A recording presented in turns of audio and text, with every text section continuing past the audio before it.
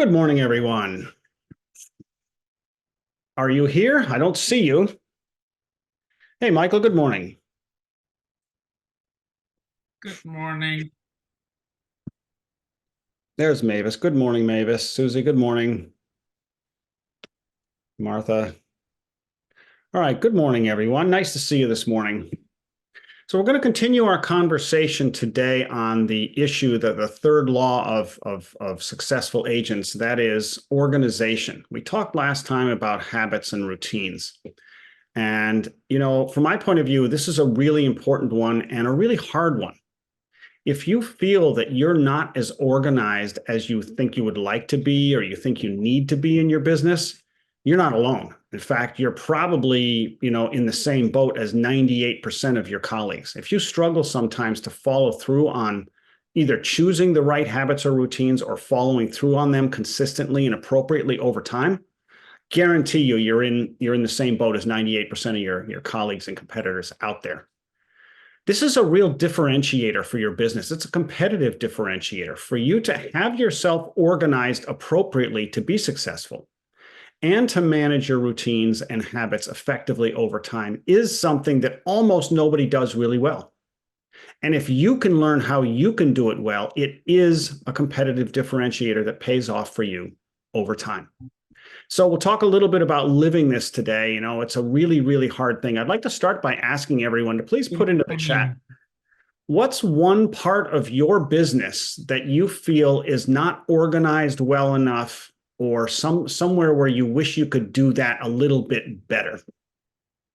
Manage a specific set of habits or routines. Put that into the chat, please. What's an area of your business that you feel like is not quite up to your standards? You wish you could organize it better, or be organized, or be more consistent and effective in how you follow through on your habits and routines.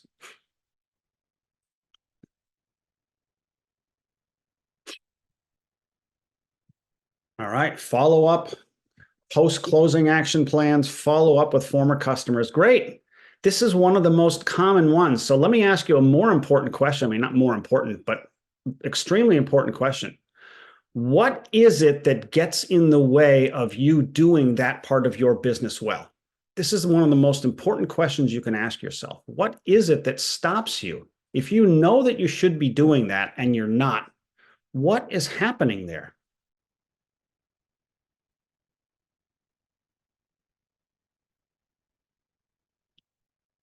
Maybe a little harder to answer that question, right? It's like there's a problem, but you don't really know why it is what it is. Sometimes it's because we don't have a good plan. Or sometimes we don't have a plan at all, or sometimes we just have a poor plan, and maybe it's hard to execute. But there's lots of other reasons why we might not follow through on a good plan. Depleted energy at the end of the day, too much action on the weekend. Great, thank you, Mai. Of course, who says that needs to be done at the end of the day? Why not the beginning of the day or the middle of the day, right? Who says that task needs to be scheduled at the end of the day, for example? Michael says distracted. That's the most common answer that we get. I've talked with thousands of agents now over the last 4 years, and the most common answer that I get is I get distracted by other things. And so we want to make sure that when we're talking about leading ourselves, we have to understand that we don't technically get distracted by other things. We choose to direct our attention to other things instead, right? We could choose to do A or choose B at any moment in time. And if we consistently choose A, we're going to get certain results. If we consistently choose B, we're going to get certain results. If we alternate, we'll get different results. But if one of the things that's happening in our business is we're not doing something like that, we have to own the fact that we've made the choice to do other things instead of that. And if we do that to the exclusion of doing the follow through or the follow up or something like that, of course, it's not going to happen. So the work then becomes to recognize that we're choosing other things. And are those choices really valid for our business in the long run? Or is it possible that we just have a plan, or a plan that's really not effective or appropriate for us, or we don't have a plan at all? So I want to talk a little bit about some of these things today. And as we think through this, think through your own particular, where it is in your business that you need to do a better job. This is something that we have to understand is not an easy fix, and it's not a quick fix. Just like going to the gym or losing weight or learning how to speak a foreign language, it's something that you have to do consistently over time. It's not something that you can just snap your fingers and say, all right, I'll start doing this and everything's going to be fine, right? Any kind of thing where we do small incremental applications of effort where the payoff is somewhere down the line is really hard for people to continue to do. This is why we say we want to lose weight in time for beach season, but we don't get around to it. Or we say we want to learn how to speak that second language, but 20 years later, we still haven't done it.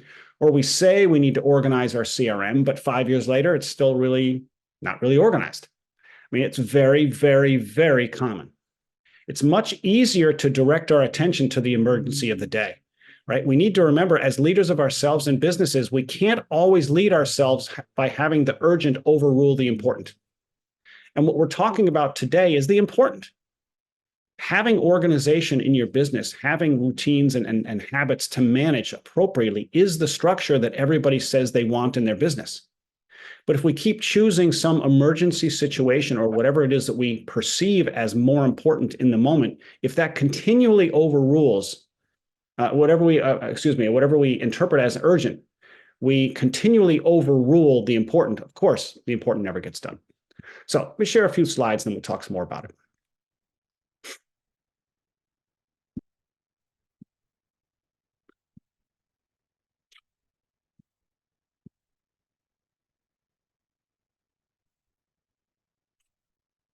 All right.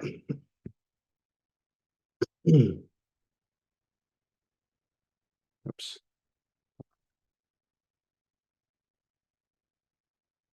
Okay. Living this principle requires an application of effort consistently over time, and that's one of the hardest things to do. And we're going to talk a little bit about that today, but I'll be honest with you, I don't have the answer for you. The reason I see collectively that humans have trouble doing this, and there's lots of reasons why, but every person's reasons why are really peculiar or specific to them. So I don't have a simple answer as to how you can always be organized and how you can always follow through. What I can say is you need to find the tools and the practices that help support you to follow through in the way that you need. So for some people, like if you read Atomic Habits by James Clear, for example, he'll say, set a cue first and then do the act that you need to do, the habit or the routine, and then give yourself a reward. And for some people, setting it up that way, the reward is maybe a cup of coffee, or they get themselves a treat of some kind afterwards. And having that reward come after is enough of an incentive for them to do the thing that they wouldn't do otherwise. Or having an accountability partner or something. These are tactics that help us do the things that we need to do. A lot of my clients I coach with, say just having to talk with you every week and having to face you and say, I didn't do what I said I was going to do is enough incentive to me to do what I need to do. And so, sometimes accountability partners can be the tactic that you need. So remember that here's the statement. This is the third success principle. Your habits and routines are the building blocks of your success or failure. Whatever it is you do over time accrues to the long-term success or at least results of the business. Same thing. If you eat well in your whole life, you might have better health outcomes later in your life. If you eat poorly, you might not, for example. If you drive recklessly every time, sooner or later, you might stack up a few more accidents. If you're a little bit more careful as a driver over time, you might not have as many. These little building blocks are these little habits are the building blocks of what we experience later. Or in other words, your life is a reflection of what you're committed to. That's a good one to write down. Your life, the results in your life is a reflection of what you're committed to. Okay, now, we're thinking about how do we organize things regarding habits and routines? Like, what's the purpose of organizing our business? We say, well, we want to be successful or we want to be effective. That's true. Here's another way to say it. The purpose of organizing ourselves or our business is to be efficient in how we're using the resources that we have and or provide value to us or others. Imagine, for example, going to a library that was not organized as it is. As you know, libraries have all the gardening books over here, and they have all the cooking books over here, and all the fiction is over there, and we know it's organized alphabetically by author. Or it may be sub-organized into other sections like horror fiction or romance fiction or something like that, right? It helps everyone derive more value from the library because they know where to go find that section. Imagine for a moment going to a library where there was no organization. there would be such poor value taken out of that library that it's almost nonsensical to think about it. But of course, we do to some degree, we do that in our businesses. So what are the resources that you need, that you have available to you? Well, there's four primary ones. Your time, that's a resource of which you can't buy anymore, you can't get anymore, you have to make efficient use of it. Money, same thing. There's a limitation there. You have to use it as effectively as possible and create as much ROI, return on investment, get as much value out of that. We all understand that. Relationships are a key resource that you have that you can leverage to create more value. Of course, you do that when you recommend a great agent in another city to a client, or you work with a really good vendor to help a client get something done. And finally, your skills, experience, and knowledge. Your talents and capabilities are one of your greatest resources. But we don't all use them that well because we're not all necessarily organized well to make use of that. So what are the tools that we have to help us make use of these things? Well, we have a thing called a calendar. And if we manage a calendar well, it helps us efficiently manage our limited time. This is something that I see a lot of, unfortunately, shortfalls or shortcomings in how people manage their time. Some don't have a calendar, some use a calendar, but they only use it 50% of the time. They got some notes on their calendar, they got some appointments on their phone, they've got some Post-it notes stuck on their computer or the wall or something, and they're referring to this, that, and the other thing. They can't manage their time because they're not organized. Money, we have things called budgets, of course. Budgets are designed to help us manage our money efficiently and effectively. Relationships, you have a CRM. How many of you, by show of hands, feel like your CRM is sufficiently and appropriately organized to your standards and expectations? I don't see any hands up. The question is why? You're all professionals, right? You didn't start doing this last week, right? But here's a perfect example of what we're talking about. It's really hard to do the stuff that we need to do over time and repeatedly over time. And finally, you have all kinds of tools designed to help you leverage, create value out of your skills, experience, and knowledge. Create a buyer's book for a client so they know what's coming. Hand them the communication plan so they understand. Hand them the marketing plan. You've got all the tech from Compass to help you manage your ability to leverage your skills, experience, and knowledge. So we have all these things, but we don't always use them effectively. How can we do it more effectively? This is the main point for today. This is what we call the question cascade. If you want to make something happen for yourself, if you want your habits and routines to be in place, these are the questions you need to ask yourself. First, what's my goal? What's my intention here? Do I want to organize my CRM? Do I want to organize all the documents that I could hand to a client, one page of this or one page of that, so that I know where to find them when the client brings up a question? As a coach, of course, that's my responsibility too. I've got hundreds of documents of various purposes. And when a client raises a question about something, I can say, oh yeah, I've got a one-pager on that. Let me show it to you. Bing, I need to pull it up in 5 seconds. Here's a simple goal for you. If you can't find what you're looking for in 60 seconds, you're not well organized enough. Period. If you can't find what you're looking for, whether it's a tool, whether it's a record or something like that, if you can't find it within 30 to 60 seconds, you're not organized enough. It's a very simple way to check how well am I organized. Now, second question is even more important than the first, and that is, am I committed to the goal? Am I truly committed to it? If it's a nice to have, it's I'll do it if I have time. If it's a need to have, I'll make sure it gets done. One thing we say about calendars is, if it's not on your calendar, you're not committed to it. And so I want to ask you, for those of you who might say, I need to organize my CRM, do you put that in your calendar or is it just an idea? Michael, would you like me to go back? Thumbs up.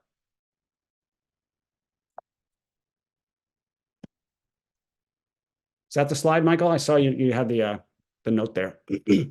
So of course, all these slides, as always, will be posted on the platform within 24 hours after today's call. So back to the questions. What's the goal? Am I committed to it? This is the most important one, folks. Whether you want to lose 10 pounds, whether you want to learn how to speak that other language or learn how to play golf or organize your CRM or whatever it is you need to do or want to do in your business or your life, it comes back to this question, am I committed? And my statement from before, the results in your life are a reflection of what you're committed to. And so if you tell me you've been in business for 5 years and you know you ought to do something, but you haven't done it in 5 years, I have to say, well, then from my observation, you're not really committed to it.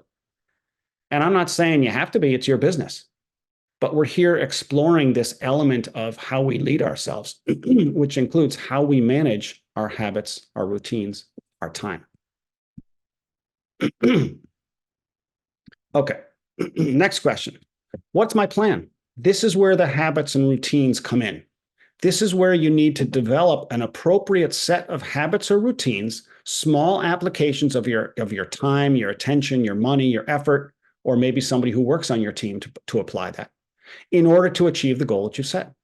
Now, most of us are pretty good at this. Usually we can come up with a fairly good plan. But another way to think about that is if the plan doesn't get executed, it wasn't the right plan. Because what use is a plan that doesn't get executed? If you don't achieve your goal because you didn't follow through on the plan, then obviously the plan didn't work.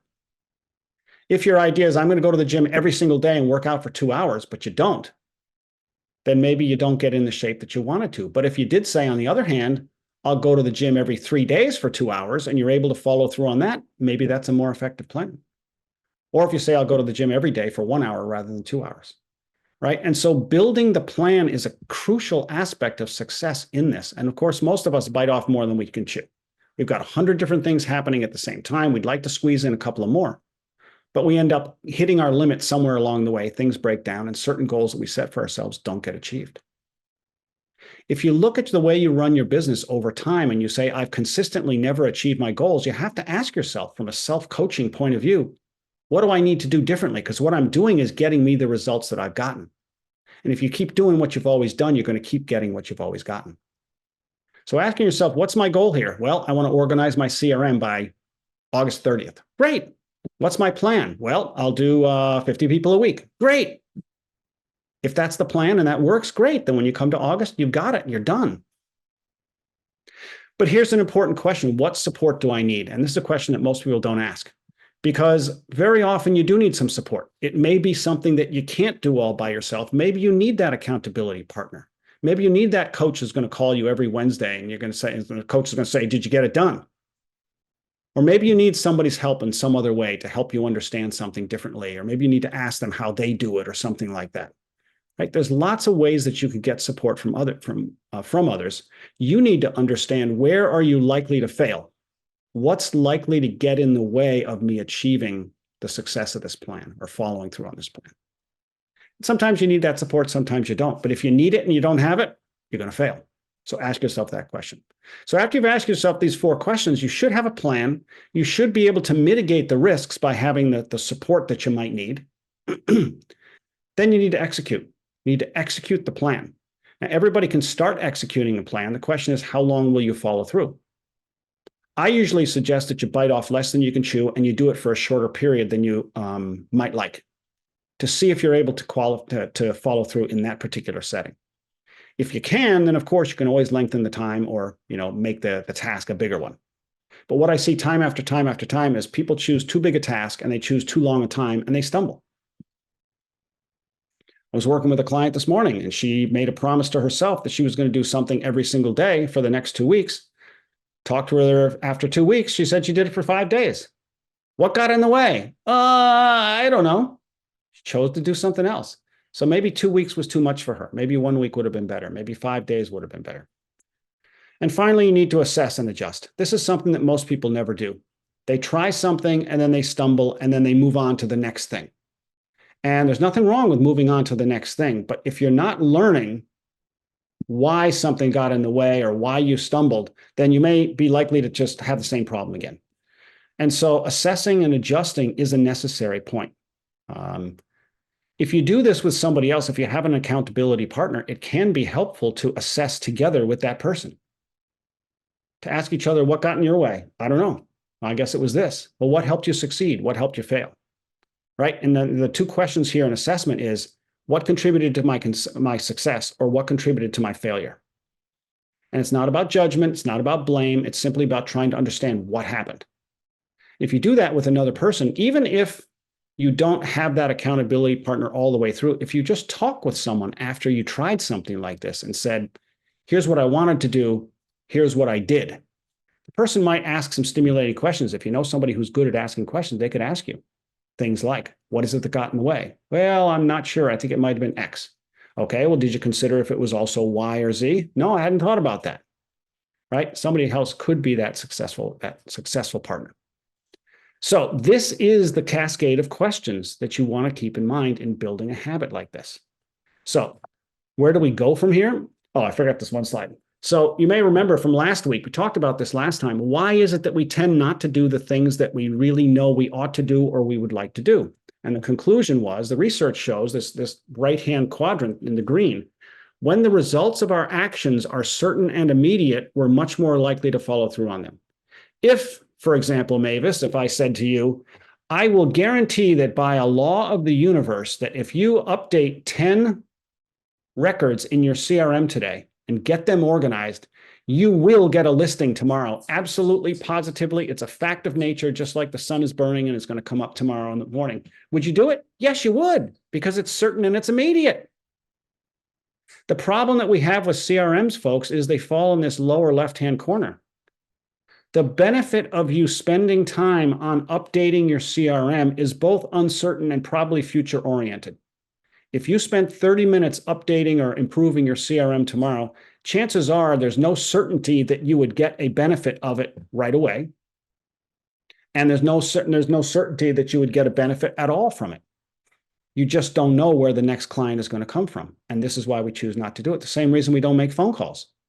If we say, I need more clients, and we say, well, I need to do some lead gen, but I'm really not quite getting around to it. I'm not making any cold calls or doing something else.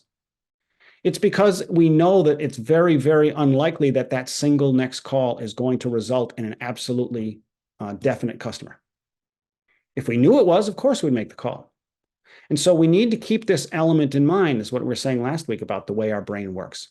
We have to deal with, I mean, it's really nice if we could be in this upper right quadrant. That doesn't happen very often. Usually we're in this lower right, the yellow, or the upper left, the yellow there. Yeah, there's some benefit to it. I could see a 50-50 chance that this would benefit me, but because it's only 50-50, I'll do something else right now that's urgent. So what are a couple of steps you could do here? Choose one area of your business to organize it better. Your time, your money, your relationships, whatever. And ask yourself those cascade questions. You've got the slide. Take a look at the questions, answer them. Don't just like do it mentally. You can even put it down in black and white, write it down on a piece of paper, or better yet, share it with someone else and say, here's what I'm thinking. What do you think? That's for accountability purposes, also to bring another brain into it. If it's important enough for your business, if you have someone else you trust, you could have them join you in this exercise. And then once you have the plan and you have whatever support you need in place, then create a limited time test. Could be 7 days, could be 3 days, could be 5 days, could be 10 days, whatever it is that you feel is like so easy that you can't miss. Or whatever your first inclination was, cut it in half. And then execute that plan for that period of time. And then stop, pause, and go to your assess and adjust as necessary. And if you struggle with achieving it, you need to spend some time in reflection. Say, what happened here? Because what happened here is some version of who I am as a person, as a leader of myself and my business. And so I need to deal with the reality of who I am. And again, no blame or judgment, no pointing fingers. It's just these are the results that I actually got out of this. And I need to do something with this, because if you keep doing what you've always done, you're going to keep getting what you've always gotten. Okay, let me pull these down. Okay, so a couple of minutes here. Who has a question or comment on anything that we've talked about so far today?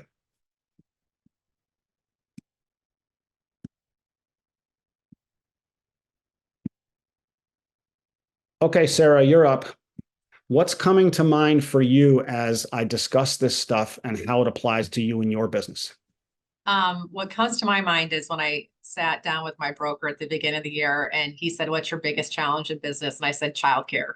So my daughter's evolving schedule, and then having the resource of somebody taking care of it, there's always kind of my go-to excuse.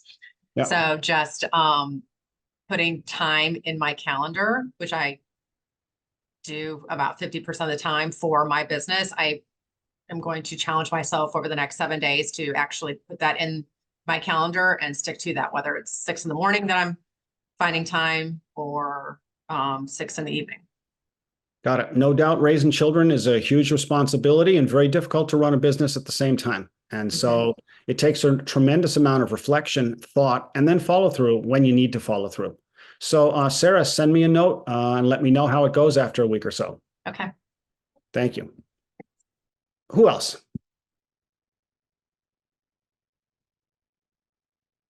Susan, I don't know if I've heard from you recently. What are your thoughts on this? I need to get my CRM organized. That's the one thing that I just tell myself constantly I'm going to do, and I just don't do it. What is it that gets in the way of your doing it? If you tell yourself constantly you need to do it and you don't, what's happening? I just don't update it. It's like I'm doing things, but I'm not recording that I've done them. And then to go back and try to update it just seems daunting. And I just need to sit down and take, 10 minutes at the end of the day and put everything in there that I've done. And I'm doing most of what I need to be doing. I'm just not keeping it organized. So what I'm hearing from you is the strategy of taking 10 minutes at the end of the day is not the right strategy. It's not a strategy that leads to success for you. Is that fair to say or not? Very fair. Yes. Yep, got it. So instead of taking 10 minutes at the end of the day, which isn't happening, how else could you achieve that? Maybe first thing in the morning. Could be first thing in the morning. Yeah. Looking back for the day before. Okay. And so what is it that you need to put in at those times typically? I need to, like, if I made a phone call, what the result of that was. Did I meet with somebody? Did I go to lunch? Did I, just the basic things so that I can look back and know that I'm touching everybody. So what is it that gets in the way of your doing that immediately after the call?